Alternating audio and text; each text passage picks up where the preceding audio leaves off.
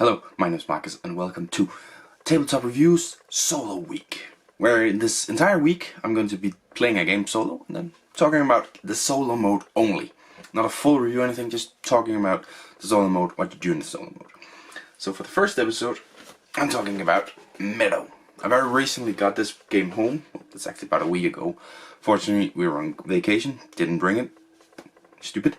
And now my girlfriend's away. So the only way I've played this is solo, and that's very annoying, because I really want to play it.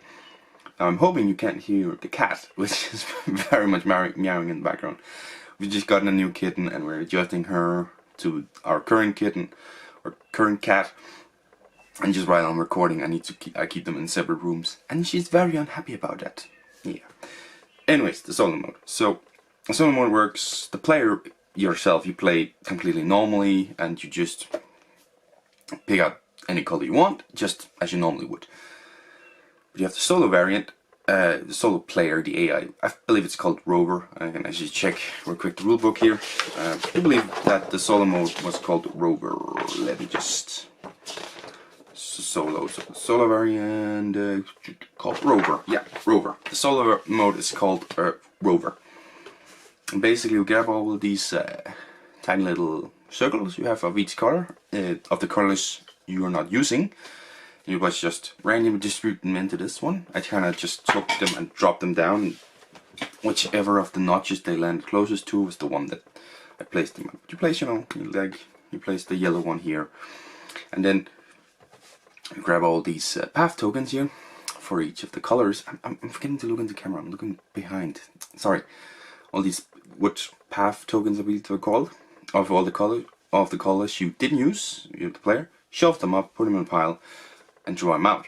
And then this color here tells you which grid part of the grid you're placing it on, and then you have the numbers, one up here, the one, place it there, grab the card, put that card in a pile for itself for Rover, and then it's your turn as the player you play normally. And you just go through the game completely normally from that point on. No changes whatsoever. You play normally and Rover just draws up. If it's the question mark ones, you put it by the campfire, taking up space there. Otherwise, you're following the grid with the colors however you got them distributed out, grabbing whatever card it shows, and adding it. And at the end, you count up, as the player, you count up points completely normally for your Meadow, and Rover just gets the points for it. Sorry, for the ones that he has in the pile.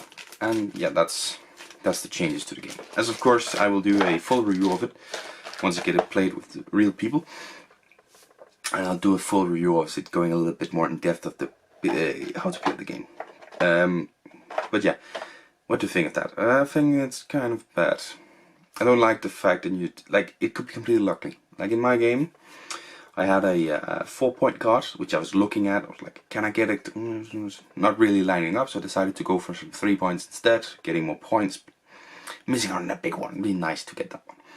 The Rover draws out his color thing, and it's the big 4-pointer. I couldn't get it, he just got it for free. I didn't like that. But it has, there is something about it, getting rid of cards, playing on. I just thought maybe you should randomly distribute the round tokens like I did, just dropping them down where they closest land to. And then you should take all the ones from the colors in any order. You shuffle the question marks ones up in some random order, and then mixing up, and then that's the order of the color comes out. It's yellow, purple, blue, or green, I think it is.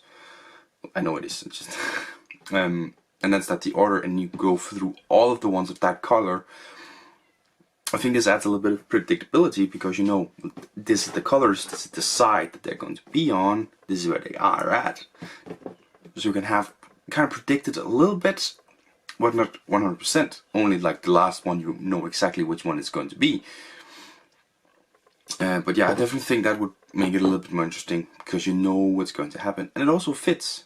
You have 3 different colors, so for each half of the game, because it's 6 rounds. It's clever as frick, actually, and it works out properly. I tried it with that one. It was better. It was just, it was nice. It was predictable. You knew what was coming. It was just really, really good game mode, I think, to do it like that. Another option is to just forget about Rover and just have the player play the game, and then based on how many, because they already have that, they have like a less than 39, 39 to 49, like 49 to 59, and then like 60, above 60, right? They all rank somewhere.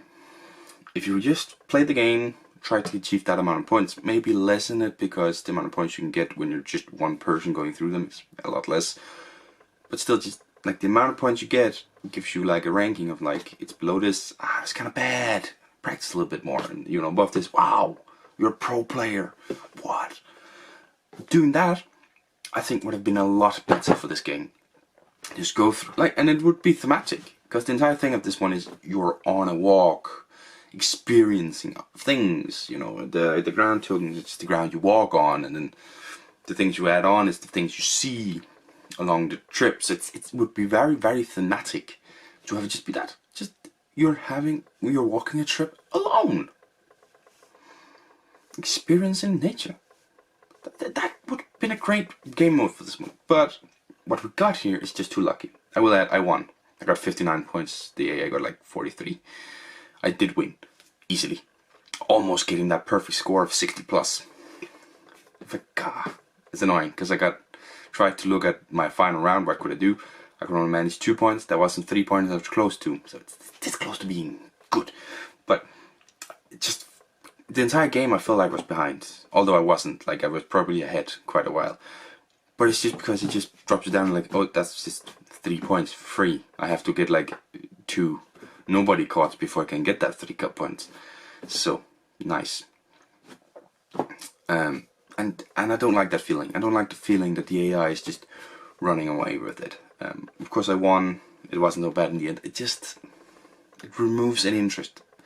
If you want the AI, do that thing I said, you know, with one color at a time. Add some predictability. You can better navigate it. You can better do something about it.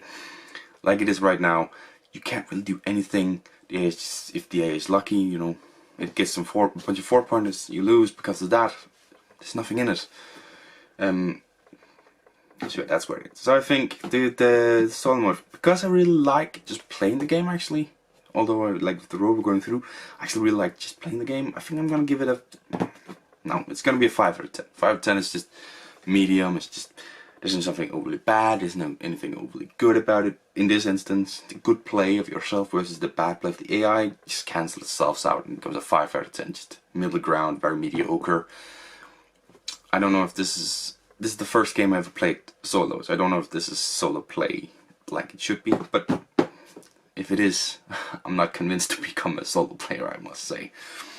Yeah, 5 out of 10, not very appreciative solo play. I will say, if the gameplay as a personal player against other players continues like that, the game itself might get quite a higher score from me. But 5 out of 10. And I hope you enjoyed this first episode of Solo Week. Try and get one of these posts every day of the week. I know I'm uploading this one on Tuesday, I just didn't have the time Monday. Sorry, there's a bunch of personal stuff, so let me not get into that. But yeah, Tuesday through to Sunday, I think might skip the weekend. You'll figure that out. But hope you follow me along this one, and until next time, bye.